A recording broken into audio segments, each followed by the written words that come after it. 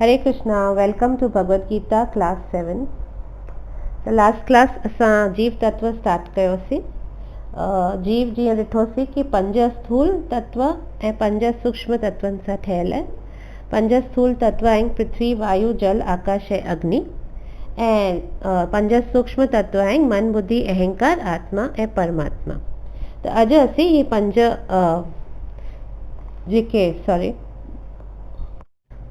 पंच material भौतिक तत्व जेके आहिनि, स्थूल तत्व आहिनि, इहे ॾिसूं था। त असांजी बॉडी जेके 5 महाभूतनि सां ठहियल आहे, पृथ्वी उन्हनि में फर्स्ट अचे थी पृथ्वी। त पृथ्वी छा आहे? पृथ्वी इहो आहे कि असांजी बॉडी पृथ्वी सां ठहियल आहे। असीं पृथ्वी इन करे चयो वेंदो आहे बिकॉज़ असीं जेको अन्न खाऊं था उहो असांजो पृथ्वी मां ई थो अचे। जीअं कणिक थिया, चांवर थिया, भाॼियूं थियूं, फ्रूट थिया, सभु असांखे पृथ्वी ई ॾिए थी। त उहो असीं खाई करे असांजो शरीर ठहे थो। त इन करे असांजो शरीर पृथ्वी सां ठहियल चयो वेंदो आहे। इवन असीं अगरि नॉनवेज बि जेको खाऊं था त हू नॉनवेज जानवर आहिनि, पर हू जानवर कीअं सस्टेन था कनि? पृथ्वी ते ई था कनि। डिपेंडेंट त हू पृथ्वी ते ई आहिनि। अगरि कहिड़ो बि जानवर बि खाइजे थो त उहो बि त घास खाए थो या ॿिए नंढे जानवर खे खाए थो जेको घास खाए थो। सो बेसिकली फुल न्यूट्रिशन जेको अचे पियो, जंहिंसां शरीर जानवरनि जो ठहे थो या असांजो ठहे थो, त उहो शरीर जेको खाधे मां ठहे थो उहो अचे थो सॼो पृथ्वी मां। इन करे असांजो शरीर पृथ्वी सां ठहियल आहे चयो वेंदो आहे। बिकॉज़ असीं खाइणु अगरि बंदि कंदासीं त असांजो शरीर आस्ते आस्ते करे ॻरी करे ख़तमु थी वेंदो न। त इहो क्लियरली ॾेखारे थो कि असांजो शरीर पृथ्वी सां ठहियल आहे। सेकेंड तत्व आहे जल। जल असांजे बॉडी में आहे। इहो कीअं आहे त कि असांजो जेको ब्लड सर्कुलेशन आहे इहो प्रूफ थो करे कि असांजे बॉडी में जल आहे। बिकॉज़ असां ॾिसो जीअं ब्लड डोनेशन लाइ वेंदा आहियूं त असांखे केतिरा फ्लूइड्स पाणी पीअण लाइ चवंदा आहिनि न। त इहो बिकॉज़ हू स्पीड ऑफ सर्कुलेशन खे वधाईंदो आहे। So and blood circulation water ते ई बेस थींदो आहे। प्लस असांखे जेका स्वेट बि ईंदी आहे उन मां ख़बर पवंदो आहे कि असांजे शरीर में पाणी आहे। त असांजो जल तत्व बि असांजे शरीर में आहे। तंहिंखां पोइ अग्नि तत्व। अग्नि असांजे बॉडी में आहे। भगवद गीता में 15 चैप्टर में कृष्णा चवनि था, अहम वैष्णव नरो भूत्वा, माना I am the fire of digestion in the body. अॼु फायर ई न कोन जटा अग्नि चवंदा आहिनि, फायर ई त डाइजेशन कॉज कंदी आहे न। त कृष्णा चवनि था कि मां ई हू अग्नि आहियां तव्हांजे पेट में जेको खाधो डाइजेस्ट कंदी आहे।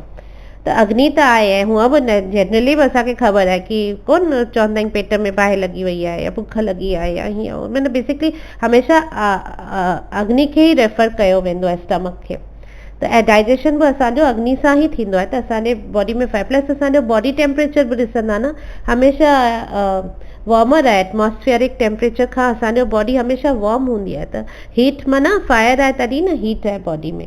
अॼु जॾहिं को बॉडी केरु इंसानु गुज़री वेंदो आहे त हुनजी बॉडी थधी थी वेंदी आहे। उहो हिकिड़ो साइन आहे कि हुन में लाइफ कोन्हे। त इन करे बॉडी में फायर हूंदी आहे, इहो अग्नि हूंदी आहे। त इहो असांजो थर्ड तत्व आहे। ऐं चौथो फोर्थ आहे वायु। वायु हाणे तव्हां आयुर्वेद अगरि ॾिसंदा, आयुर्वेदिक मेडिसिन, आयुर्वेदा जेको सिस्टम आहे सॼो, हू बेस्ड ई इन्हनि 3 ॻाल्हियुनि ते थींदो अथव, कफ, पित्त ऐं वायु। कोन हू मेडिसिन, हुननि जो सॼो मेडिकल सेटअप जेको थींदो आहे इहो इन्हनि 3 ॻाल्हियुनि ते ई बॉडी जी स्टडी करे करे चवंदा आहिनि कि जॾहिं हिननि कहिड़ी बि असांजे शरीर में अगरि का बीमारी थींदी आहे त कफ, पित्त ऐं वायु में जॾहिं इम्बैलेंस थी वेंदो आहे बॉडी में, तॾहिं ई असांजे शरीर में का बीमारी थींदी आहे। ऐं आयुर्वेदिक मेडिसिन्स इन बैलेंस खे रिस्टोर कंदियूं आहिनि, तॾहिं असीं ठीकु थींदा आहियूं। त वायु असांजे शरीर में आहे। ऐं वायु असांजे शरीर में जीअं अॻियां हली असीं ॾिसंदासीं 9 द्वार आहिनि न। भागवत में चयो वियो आहे कि ही शरीर में असांजा 9 द्वार आहिनि, 9 होल्स आहिनि बेसिकली असांजे शरीर में। त उहे 9 द्वारनि मां ई वायु अचवञु कंदी आहे। त वायु असांजे बॉडी में आहे। ऐं आकाश, त फिफ्थ आहे आकाश। इंग्लिश में जनरली असीं चवंदा आहियूं earth, water, fire, air and ether. त आकाश जेको आहे, आकाश जो मतिलबु हिते उहो आकाश कोन्हे, हिन जो आकाश जो मतिलबु आहे स्पेस। स्पेस माना एम्प्टी स्पेस। आकाश जो हिते उहो मतिलबु आहे स्पेस। बिकॉज़ हू स्पेस ई साउंड क्रिएट कंदी आहे। अॼु बिना स्पेस शब्द नथो थी सघे। आकाश जो गुण ई शब्द थींदो आहे। बिना शब्द बिना space there can be no sound. त असांजे बॉडी में अगरि असीं ॻाल्हाए सघूं था ऐं अगरि आवाज़ आहे त माना आकाश आहे, स्पेस आहे, साउंड आहे माना स्पेस आहे। त इहो थींदो आहे पृथ्वी, जल, अग्नि, वायु ऐं आकाश। त इहे 5 महाभूत आहिनि, पंच महाभूत जंहिंखे चयो वेंदो आहे, जंहिंसां असांजी बॉडी ठहियल आहे। हाणे रुगो असांजी न अप टू ब्रह्मलोक घणेई लोक आहिनि न, अलॻि अलॻि लेवल्स असीं ॾिसंदासीं जॾहिं असीं सॼी इहो यूनिवर्स जी स्टडी कंदासीं कि सॼा प्लैनेट्स ऐं अलॻि अलॻि लोक छा आहिनि, प्लैनेटरी सिस्टम्स छा आहिनि, नर्क छा आहे, स्वर्ग छा आहे। त असां ॾिसंदासीं कि तॾहिं ब्रह्मलोक ताईं जेके बि जीव आहिनि माना उन में तव्हां चई सघो था असां मनुष्यनि खां वठी गंधर्व, किन्नर, विद्याधर, देवता, यक्ष, सभु जेके बि जीव आहिनि सभिनी जी बॉडी इन्हनि पंच महाभूत मां ठहियल अथव। इहो न कि ठीक है असांजी बॉडी पंच महाभूत माना ख़ाली जानवर या इंसाननि जी बॉडी पंच महाभूत मां ठहियल, न, ही ब्रह्मलोक ताईं जेके बि आहिनि अप टू ऑल द देवतास बि सभिनी जी बॉडी इन हर जीव जी बॉडी इन पंच महाभूत मां ठहियल आहे। ख़ाली फ़र्क़ु इहो आहे कि असां मनुष्यनि में पृथ्वी तत्व वधीक आहे, जल तत्व बि थोरो वधीक आहे। देवताउनि जी बॉडी में अग्नि ऐं वायु तत्व वधीक आहे, पृथ्वी ऐं जल तत्व घटि आहे। इन करे हू लाइट बि आहिनि ऐं इन करे हू उॾामी बि सघनि था, असीं उॾामी नथा सघूं हुननि में, बिकॉज़ अग्नि ऐं वायु तत्व वधीक आहे। वायु तत्व ऑटोमेटिकली वधीक हुअण सां हू हल्का थी वेंदा ऐं हल्का थी वेंदा त इन करे देवता हितां खां हुते उॾामी करे वञी सघनि था, पर असीं मनुष्य नथा वञी सघूं बिकॉज़ असीं हैवी आहियूं। त ईअं करे ब्रह्मलोक ताईं जेके बि वॾा नंढा जीव आहिनि सभिनी जी बॉडी पंच महाभूत मां ठहियल आहे। ख़ाली उन्हनि जो रेशियो वेरी थो करे कि कंहिंमें पृथ्वी वधीक आहे त कंहिंमें अग्नि वधीक आहे त कंहिंमें जल वधीक आहे त कंहिंमें वायु वधीक आहे। त उन हिसाब सां उनजी बॉडी में डिफरेंस आहे। बाक़ी ठहियल सभु इन मटीरियल पंच महाभूत सां ई अथव। हाणे अगरि कुझु मटीरियल भौतिक शइ सां ठहियल आहे त माना हुनजी एक्सपायरी डेट त हूंदी ई। त असांखे सम्झणो आहे कि जंहिंजी बि बॉडी मटीरियल आहे, मटीरियल एलिमेंट सां ठहियल आहे त हुनजी डेथ त ज़रूरु थींदी। त इन करे ब्रह्मलोक ताईं जेके बि जीव आहिनि इंक्लूडिंग देवता सभिनी जी एक्सपायरी डेट आहे। सभिनी खे हिकिड़े ॾींहुं डिस्ट्रॉय त थियणो आहे। पोइ कंहिंजी लाइफ 100 साल आहे त कंहिंजी 1000 त कंहिंजी 1.5 लख, पर डिस्ट्रॉय त हुनखे थियणो ई पवंदो छोकी लाइ हुनखे पंच महाभूत जो शरीर मिलियल आहे। जंहिंखे बि पंच महाभूत जो शरीर मिलियल आहे उनजो अंत थियणो ई आहे, कॾहिं न कॾहिं त ज़रूरु थींदो ई, उहो असांखे सम्झणो आहे। त हाणे जेका मटीरियल बॉडी आहे हिन में 6 अवस्थास थींदियूं आहिनि या रूपांतर चवंदा आहिनि थींदियूं आहिनि। जन्म, विकास, पोषण, संतान उत्पत्ति, क्षय ऐं 6 इज़ मृत्यु। माना जन्म थींदो आहे, पोइ ग्रोथ थींदी आहे, उनखे विकास चइबो आहे, पोइ पोषण थींदो आहे, नेचुरली उन में अञा डेवलपमेंट ईंदी आहे। उन खां पोइ हू संतान उत्पत्ति कंदा आहिनि, उहो हिकिड़ो चेंज ईंदो आहे। तंहिंखां पोइ क्षय शुरू थींदो आहे, क्षय माना फिनिशिंग, उनजी आस्ते आस्ते डिटीरियोरेशन शुरू थींदी आहे ऐं फाइनली उनखे मृत्यु मिलंदी आहे। त ही हिन शरीर जो पैटर्न अथव। जिन खे बि इहो पंच महाभूत जो शरीर मिलियल आहे उन शरीर जो इहो पैटर्न अथव, जन्म, विकास, पोषण, संतान उत्पत्ति, क्षय ऐं मृत्यु।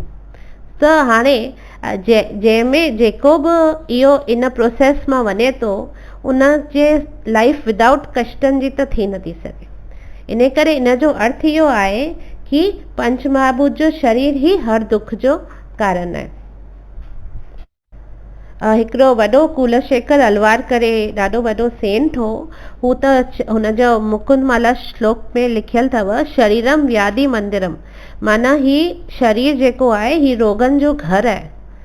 ऐं भले ॾिसो न, अगरि ॾिसण में असीं सभु हिकदमि फर्स्ट क्लास हूंदासीं, ॾिसण में जाम हेल्दी फिट ॾिसण ईंदासीं, पर असां ईअं ई बि चेकअप कराइण वेंदासीं न, कुझु न कुझु अंदरि बॉडी में प्रॉब्लम रिपोर्ट में ज़रूरु ईंदी। ईअं कोन्हे कि असीं टोटली फिट हूंदासीं, कुझु न कुझु शरीर में हमेशह लॻो ई पियो हूंदो आहे।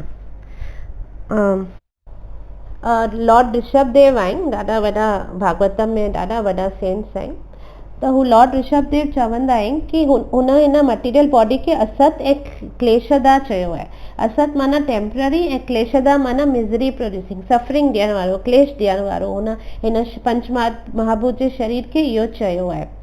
ऐं असां बि इज़िली अंडरस्टैंड करे सघूं था कि ही शरीर असां में, जंहिंमें असीं वेठा आहियूं, असांजी आत्मा जंहिं शरीर में वेठी आहे, इहो असांखे संसार में मिली आहे, असांखे कष्ट ॾियण लाइ ई मिलियो आहे। ऐं हिकिड़ो पाण खे नंढो टेस्टिंग करे था ॾिसी सघूं। अॼु तव्हां पंहिंजी बॉडी जी ख़ाली हिकिड़ो, सॼी बॉडी न, तव्हां ख़ाली हिकिड़ी लेफ्ट हैंड जी हिकिड़ी जेका नंढी उंगली कोन थींदी आहे, उन नंढी उंगली खे तव्हां ख़ाली खणी ॾिसो कि तव्हां केतिरनि नमूने उन उंगली खे प्लेजर या पेन ॾेई सघो था। अरे तव्हां ॾिसंदा न, तव्हां इन्यूमरेबल वेज़ में तव्हां उन सिर्फ़ु उन नंढी उंगली खे खणंदा न, त उनखे तव्हां फायर में विझंदा त सड़ी वेंदी, या ॿिनि शयुनि दर जे विच में विझंदा त अटकी करे सुर कंदी, या शुगर केन प्रेशर में पइजी वई, या ब्लेड लॻी वियो, न कप भाॼी कटर में कप लॻी वियो, या कंहिं व्हील जे हेठां रख, हर तरह सां तव्हां ॾिसंदा न, तव्हां उन उंगली मां तव्हांखे पेन ई पेन मिलंदो। ऐं हुन उंगली मां प्लेजर वठण लाइ तव्हां छा था करे सघो? पेन ॾियण लाइ तव्हां 100 तरीक़ा तव्हांखे उन उंगली जे थ्रू तव्हांखे पेन पहुचाए सघनि था, पर प्लेजर पहुचाइण लाइ वधि में वधि असां इहा केॾी महिल कन में ख़ासि थिए थी त घुसेरे करे नंढी उंगली उन जे ज़रूरु कमु अचे थी कि थोरो हा कन में खुजली थी त असां थोरो खुजली कईसीं, असांखे थोरी उन मां ख़ुशी मिली। बाक़ी न, बॉडी मां तव्हां नंढे में नंढो पार्ट बि खणंदा न, तव्हांखे मैक्सिमम दुख जो कारण ई उहो आहे। उहो दुख ई असांखे ॾींदी आहे बॉडी। ही बॉडी कॾहिं बि असांखे सुख नथी ॾेई सघे। अगरि कुझु बि असांखे को बि दुख कष्ट थिए थो त हिन बॉडी जे थ्रू ई असांखे मिले थो। इहो असांखे सम्झणो आहे। बाक़ी ख़ुशी तमामु घटि आहे, इंजॉयमेंट तमामु घटि आहे, दुख ई मैक्सिमम असांखे हिन शरीर मिलियो ई असांखे दुख ॾियण लाइ। इहो असांखे जॾहिं भगवत गीता स्टडी कंदासीं न, त इहो असांखे हिकदमि 100% रियलाइज़ थी वेंदो कि ही बॉडी ही हर कष्ट जो कारण आहे, ही पंच महाभूत जो शरीर ही हर दुख जो कारण आहे। हाणे हिनखे सम्झण लाइ हिकिड़ो असां ॿी स्टोरी ॾिसी सघूं था। हिकिड़ो राजा हो, तमामु वॾो, तमामु वेल्थी ऐं तमामु माना राजा माना हूंदो ई हिकदमि प्रॉस्परस। त उनखे हिकिड़ो ॾाढी वॾी बीमारी थी वई ऐं हू तमामु माना परेशान थी वियो, बिकॉज़ हुनखे घणेई वेद डॉक्टर आया, केर बि हुनखे क्योर न करे सघे। उहो हमेशह बीमार पियो हूंदो। पोइ हिकु दफ़ो हिकिड़ो वॾो गुरू वांगुरु को वेद आयो, तमामु माना पौतल माण्हू आयो। उन अची सॼो चेकअप कयईंसि ऐं हुनजे मंत्री खे चई, न मूंखे त अहिड़ी का ॻाल्हि कोन पई लॻे ऐं हीउ ठीकु थी सघे थो, ऐं हिनखे ख़ाली हिकु सुखी आदमी जो कुर्तो आणे ॾे पाइण लाइ त हीउ ठीकु थी वेंदो। त हू हैरान थी वियो मंत्री कि छा इहो वरी कहिड़ो तरीक़े जी दवा आहे? त चईंसि, हा, को बि सुखी माण्हू हुजे, उन सुखी माण्हू जो कुर्तो हिनखे आणे ॾींसि त पाणे ई ठीकु थी वेंदो। त राजा बि इहा ॻाल्हि ॿुधी चयो, अरे हीउ त मुंहिंजो तकिड़ो इलाजु थी वेंदो। मंत्री खे मोकिले, वञी करे ॻोल्हे अचु। त विया, सॼी सेना वई सॼे किंगडम में ॻोल्हण कि केरु सुखी माण्हू आहे, उनजो कुर्तो असीं राजा लाइ खणी अचूं। त केर बि न मिले, पिया ॻोल्हनि, हर को हलो हाय त ख़ुशी सां थो करे, पोइ वरी पंहिंजा प्रॉब्लम्स ॿुधाइण लॻे थो त ख़बर पए थो न, हीउ माण्हू बि दुखी आहे, हीउ माण्हू बि परेशान आहे, हीउ बि माना हर कंहिंखे कुझु न कुझु त प्रॉब्लम हूंदी ई आहे ऐं हुई बि, त केर बि पंहिंजो कुर्तो न ॾेई सघे। त फाइनली हिकिड़े हंधा विया पे नदी जे पासे मां, त हिकिड़े माण्हू सनानु पे कयो ऐं ॾाढो माना हुते गाना पे ॻाई ऐं मस्तु वेठो माना हो। त हुन मंत्री खे लॻो शायदि ही ठीकु ख़ुशि पियो लॻे माण्हू, हीउ ज़रूरु सुखी हूंदो, हिन खां पुछांसि थो। त हुनखे सॾु करे चयईंसि कि अरे तूं सुखी आहीं छा?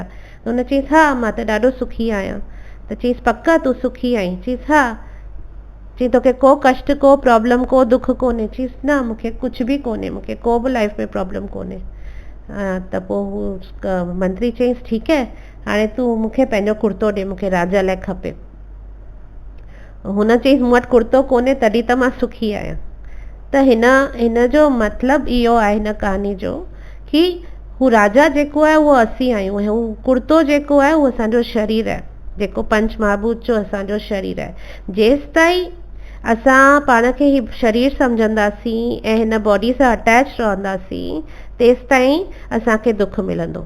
इहो चवण जो मतिलबु कोन्हे कि असांखे बॉडी छॾे करे वञणु हली खपे, न। असां हिन बॉडी में रहिया पिया आहियूं, असांखे मिली आहे, असांखे पंहिंजो टर्म पूरो करिणो आहे, उहो सभु आहे, पर असांखे पंहिंजो जेको बॉडी खे पाण सम्झणु कि हीउ शरीर ई मां आहियां या हिन बॉडी सां अटैचमेंट रखणु, उहो ई असांजो दुख जो कारण आहे। इन करे चवनि था हीउ शरीर दुख जो कारण आहे। त जेसि ताईं माना असांखे हीउ शरीर आहे असांखे त दुख हूंदो ई। त नारद मुनि हिकु दफ़ो पुछो कि पृथ्वी जो अंत केसि ताईं आहे, पोइ उन तां अॻियां वधी वधी पुछे कि शरीर जो अंत केसि ताईं आहे। त इन जो तव्हां जवाबु ॾेई सघो था कि शरीर जो अंत त जेतिरी लाइफ आहे, कंहिंजी 70, कंहिंजी 80, कंहिंजी 100 साल या कंहिंजी जेतिरे बि साल हुजे, उन सां त शरीर जो अंत आहे न। उहो शरीर जो अंत असां नथा चई सघूं। छो की लाइ अगरि 100 साल खां पोइ कंहिंजी डेथ थिए बि थी त वरी हुनखे नेक्स्ट बॉडी मिलंदी, या वापसि अगरि सुठो कर्म कया हूंदई, भक्ति कई हूंदई त ह्यूमन लाइफ मिलंदी, न त गांइ बैल कुतो गधो कांग कुझु बि बॉडी त मिलणी आहे न, ऐं बॉडी सां गॾु ईंदा दुख। त इन करे असां नथा चई सघूं कि डेथ सां बॉडी जी अंत थी वेंदो। बॉडी जो अंत डेथ सां कोन थींदो आहे। हिकिड़ी बॉडी वेंदी त ॿी बॉडी असांखे मिलंदी। त इन करे असांजो ई बॉडी जो अंत सां असांजे दुखनि जो अंत नथो थी सघे। आई मीन बॉडी जो अंत थींदो ई कोन, त दुखनि जो अंत कीअं थींदो। आदि शंकरा चवनि था न, पुनरपि जननम पुनरपि मरणम, माना असांखे वरी वरी मरंदासीं, वरी ॿियो जन्म मिलंदो, वरी मरंदासीं, वरी जन्म मिलंदो। त आख़िर अंत थींदो कीअं? त इन जो जवाबु शास्त्रनि में आहे कि अंत थींदो जॾहिं आत्मा परमात्मा सां मिलंदी। जेको वास्तविक डेस्टिनेशन आहे हिन सोल जो डेस्टिनेशन आहे परमात्मा जा, आत्मा जो परमात्मा सां मिलणु। ऐं जेसि ताईं आत्मा परमात्मा सां मिली कोन्हे तेसि ताईं असांजे हिन बॉडी जो अंत कोन थींदो। असां वापसि पिया असांजो जनम पियो थींदो। त इन करे असांजी ट्रू डेस्टिनेशन आहे वैकुंठा, उहो असांखे सम्झणो आहे। वैकुंठा जो मतिलबु त ख़बर ई हूंदो तव्हांखे, वय ऐं कुंठ, जिते को बि मिज़री न हुजे। कुंठ माना वय, जिते नो मिज़री, प्लेस ऑफ नो मिज़री, जॾहिं किथे बि को बि कष्ट न हुजे, को बि न दुख हुजे, उहो थींदो आहे वैकुंठा। ऐं उनखे प्राप्त करण लाइ आत्मा खे परमात्मा सां मिलणु ज़रूरी आहे। उहो ई असांखे अॻियां हली भगवत गीता मां इहो ज्ञान मिलंदो। त असांखे अगरि हिन शरीर जे बंधन मां निकिरणो आहे त असांखे आत्मा खे परमात्मा सां मिलाइणो पवंदो। त ही थियो असांजो ख़तमु हिते असांजो 5 एलिमेंट्स जे बॉडी जंहिंसां ठहियलु आहे। ठीकु आहे, त जीव जी बॉडी 10 एलिमेंट्स तत्वनि सां आहे। 10 मां 5 असां कवर कयासीं, पृथ्वी जल वायु आकाश अग्नि। ऐं हाणे असांखे हुन सूक्ष्म तत्वनि ते अचिणो आहे। सूक्ष्म तत्व में मन बुद्धि अहंकार। त हाणे अॼु असीं माइंड कवर कंदासीं। हाणे माइंड असांजो तमामु स्मॉल आहे, पर एतिरो चंचल आहे ऐं हुनजी गति बि ॾाढी तेज़ आहे। इहो त एवरीवन नोस, लाइक माइंड खे त असां कंहिं मोबाइल खे पकिड़े सघूं था, पर मन सूक्ष्म तत्व आहे, असां हुनखे पकिड़े नथा सघूं। ऐं त पोइ छा कजे? छोकी लाइ बुद्धि बि जनरली इहो चयो वेंदो आहे कि बुद्धि मन खां वधीक थींदी आहे, पर मन एतिरो स्ट्रॉन्ग आहे जो हू बुद्धि खे बि ओवर पावर करे छॾंदो आहे। एक्चुअली मन जो कमु छा आहे? अकॉर्डिंग टू उपनिषद मन हिकु रिवर वांगुरु आहे जेका निरंतर फ्लो कंदी रहंदी आहे। हिकिड़ी नदी आहे जेका नदी कॾहिं रुकजंदी थोरी आहे, उहो हमेशह फ्लो कंदी रहंदी आहे। त मन बि अहिड़ो उपनिषद जे हिसाब सां अहिड़ी रिवर आहे जेका निरंतर फ्लो कंदी रहंदी आहे।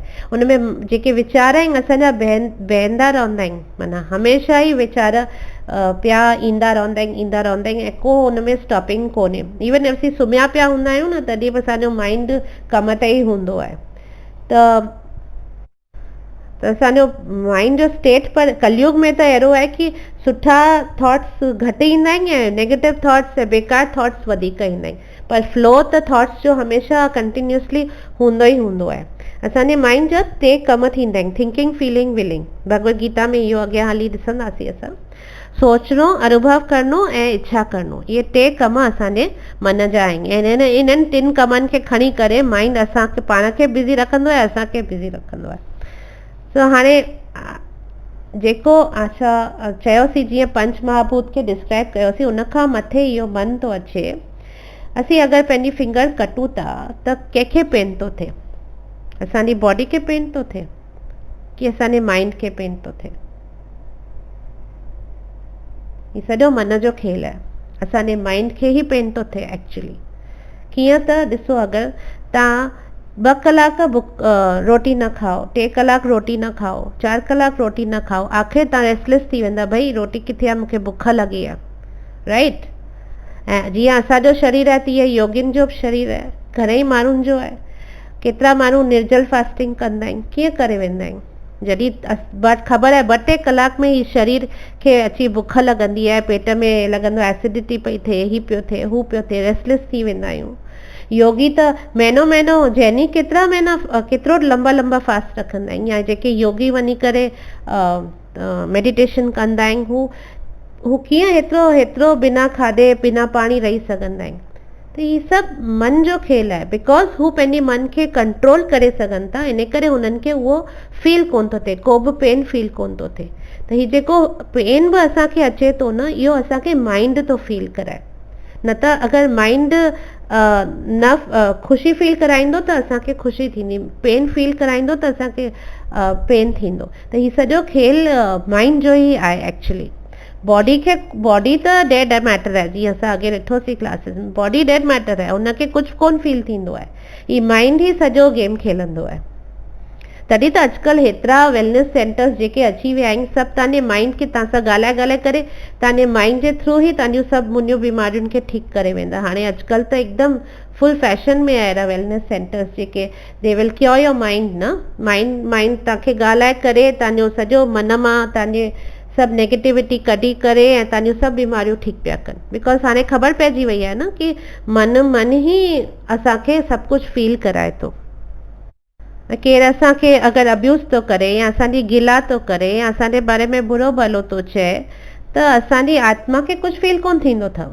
बिकॉज आत्मा त सचित आनंद आहे, उनखे कुझु कोन बॉदरेशन आहे, पर माइंड खे प्रॉब्लम आहे, माइंड खे बुरो लॻंदो आहे। बिकॉज असांजो माइंड कंट्रोल में कोन्हे, इन करे केरु कुझु बि कंदो न त असांजो माइंड असांजे दिमाग़ खे हलाराईंदो कि भई हीअं आहे हूअं आहे।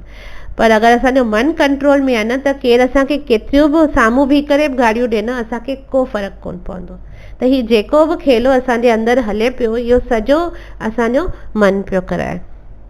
हिकिड़ो श्लोक ईंदो आहे, मन एव मनुष्यानां कारणं बंध मोक्षयो बंधाय विषय संगो मुक्ते निर्विषयम मन।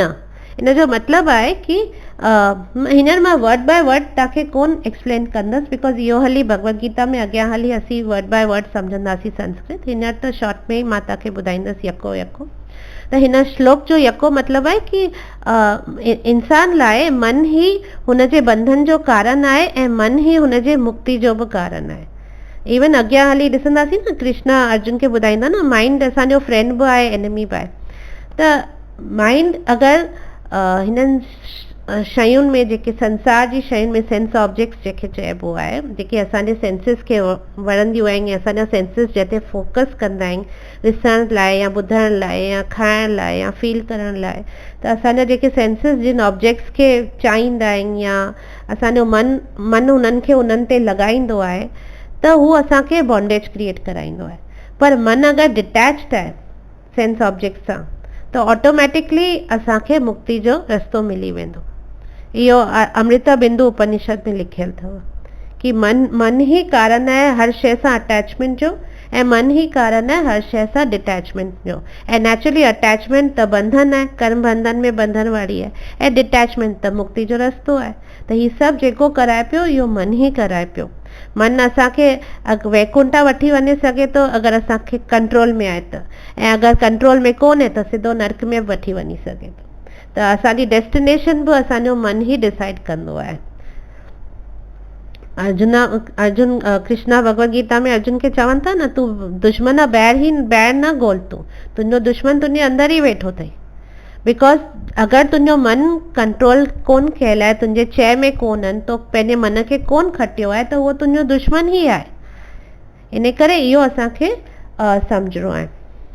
न त ही संसार जा माण्हू केरु आहिनि, कुझु बि कोन्हनि। असांखे कष्ट ॾियण वारा, दुख ॾियण वारा केर बि असांखे कष्ट दुख नथो ॾेई सघे। कंहिंमें बि एतिरो ताक़त ई कोन्हे जो असांखे दुख या कष्ट ॾे। हीअ असांजो मन ई आहे जेको असांखे तकलीफ़ ॾींदो आहे।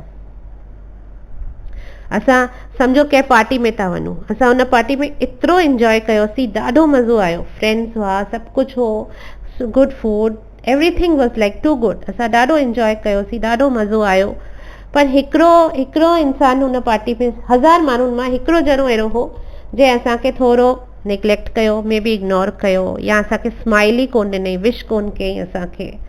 त राति जो अची असांखे निंड कोन ईंदी, उहो सभु जेको मज़ो असां कयोसीं सभु विसरी वेंदो। बार बार उहो हिकिड़ो माण्हू ई पियो यादि ईंदो, बिकॉज अरे छो हिन मूंखे स्माइल कोन ॾिनी, छो हिन मूंखे स्माइल कोन ॾिनी।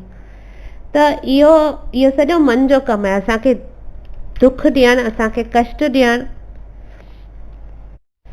त हिन संसार में मान अपमान कुझु कोन थींदो आहे, हीउ सभु माइंड क्रिएट कंदो आहे। ऐं इहो माइंड क्रिएट करे माइंड खे बुरो लॻंदो आहे, न आत्मा खे बुरो लॻंदो, बिकॉज आत्मा त सच्चिदानंद आहे, न शरीर खे बुरो लॻंदो, बिकॉज शरीर त डेड मैटर आहे।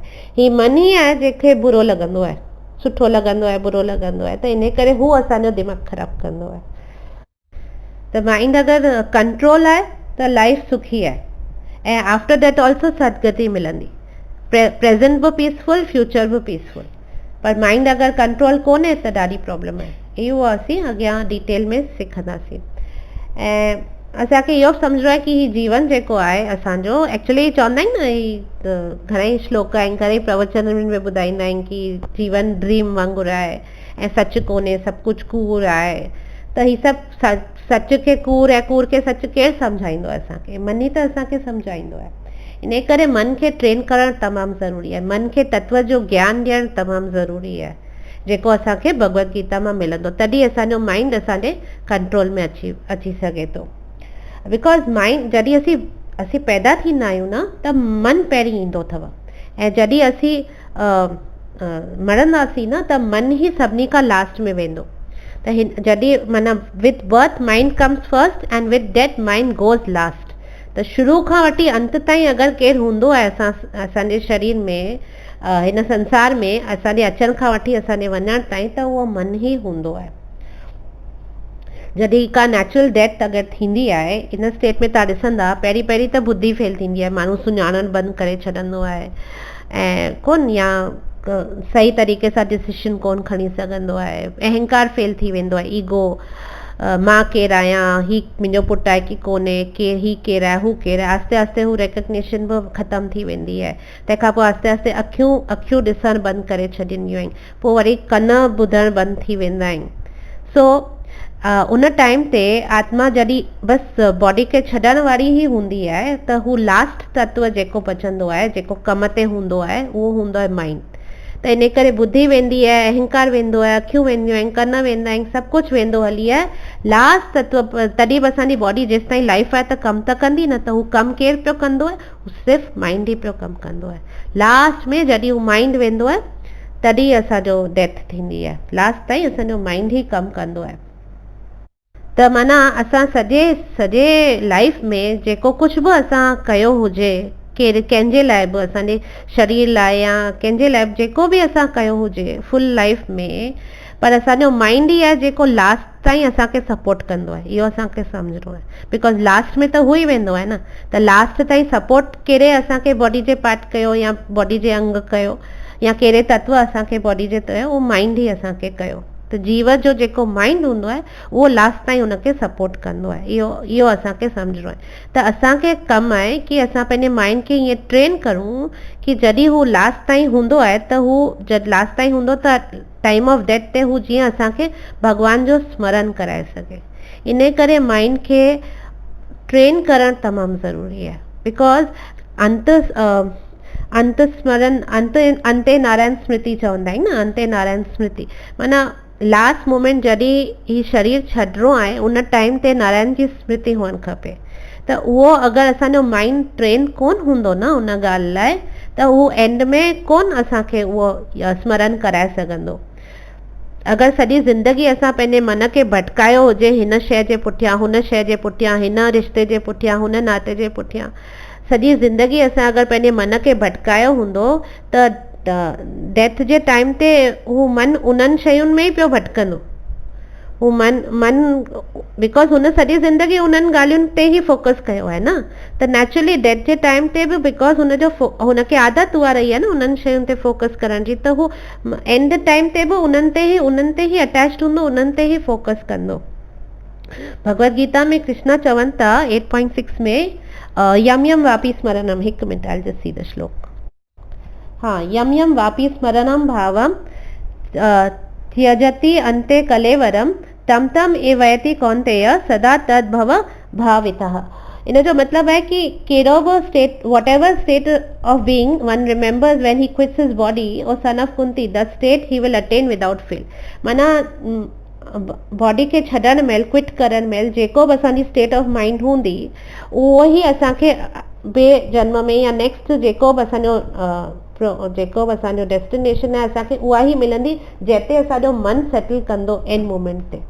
त असांखे खपे अगरि असां भॻवान वटि वञूं या भॻवान वैकुंठ वञूं त असांजे टाइम ओॾीमहिल भॻवान वञणु खपे, न त असांखे जेको ओॾीमहिल स्मरण हूंदो न असांखे उन ई डिज़ायर सां नेक्स्ट बॉडी असांखे मिलंदी आहे। त यम यम वापी स्मरणम इहो असांखे यादि रखिणो आहे। त उहो कीअं थींदो?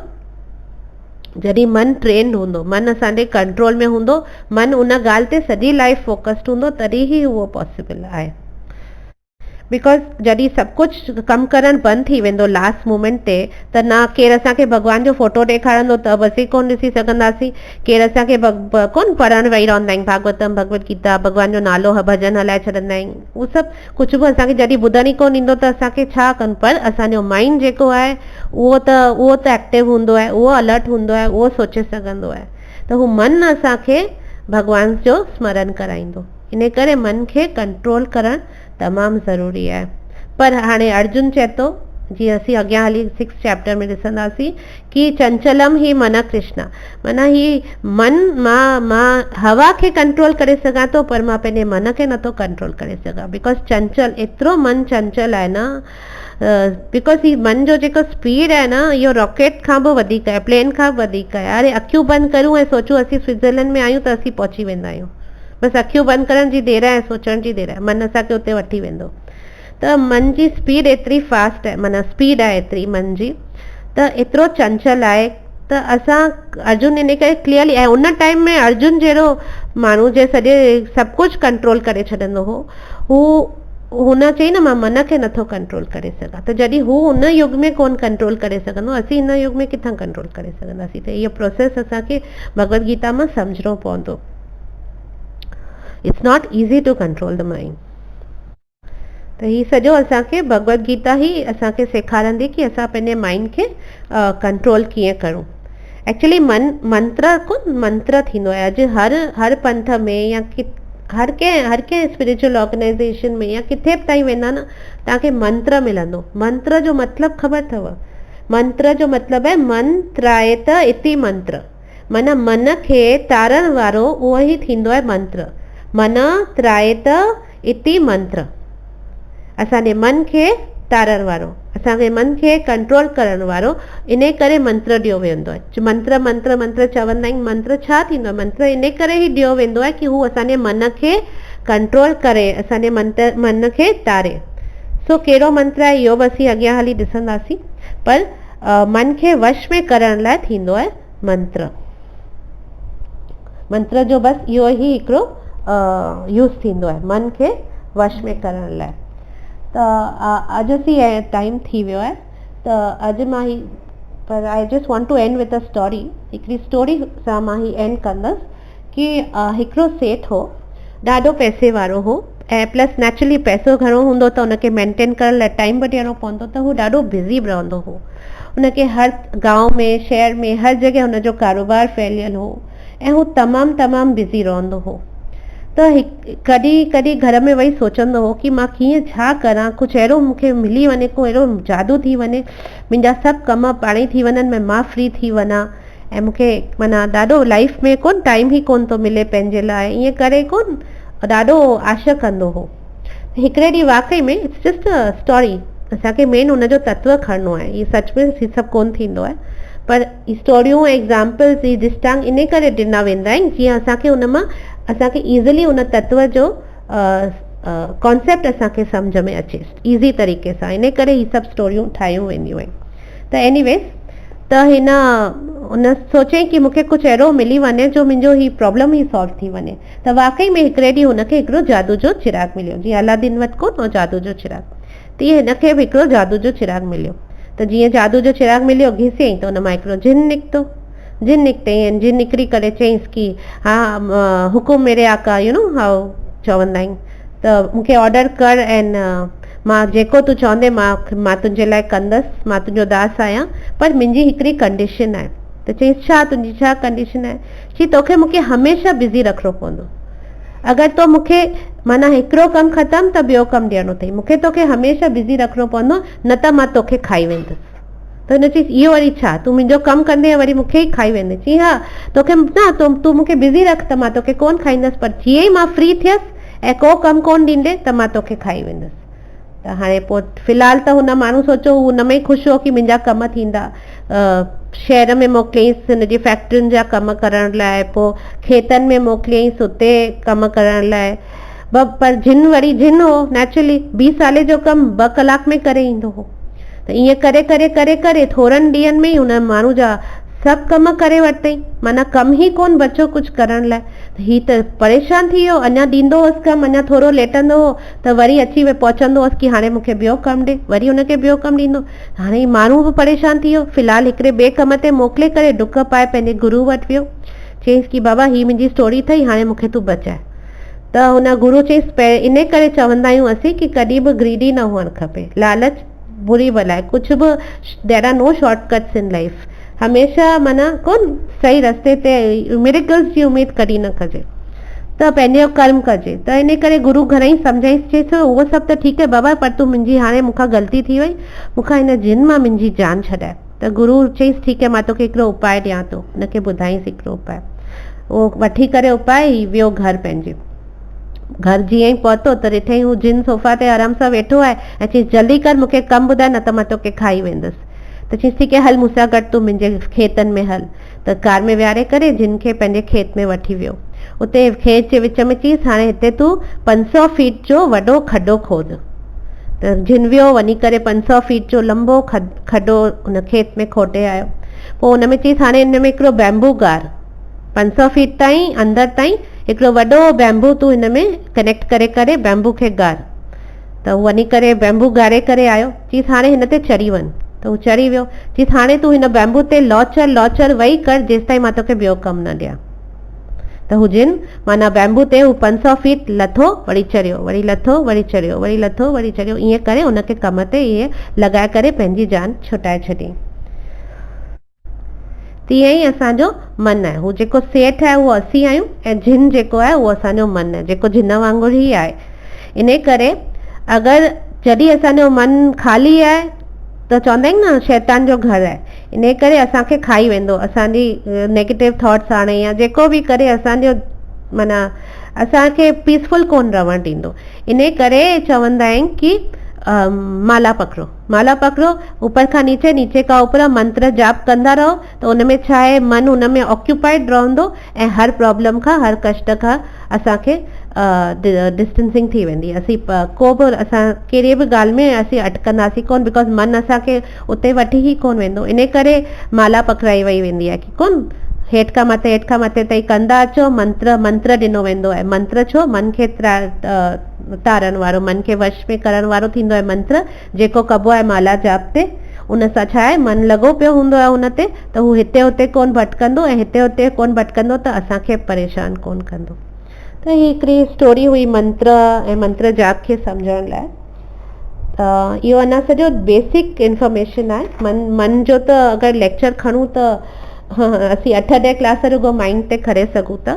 माइंड जा सेमिनार्स थींदा आहिनि, वर्कशॉप्स थींदा आहिनि, पर असां हींअर ख़ाली सिंपल बेसिक भगवत गीता पिया करूं। त इन करे बसि थोरो थोरो टच ई पई करां हिन टॉपिक्स खे, जंहिंमां त तव्हांखे शायदि मूंखां वधीक ज्ञान हूंदो तव्हांखे हिननि सभिनी ॻाल्हियुनि जे बारे में, पर मां जीअं हर एज ग्रुप खे सम्झ में अचे मां हिनखे तमामु सिंप्लीफाई तरीक़े सां प्रेज़ेंट करण जी कोशिशि पई करां। I hope you all are liking it. So हाणे नेक्स्ट वीक असीं बुद्धि जे बारे में ॻाल्हाईंदासीं। Thank you very much. Hare Krishna.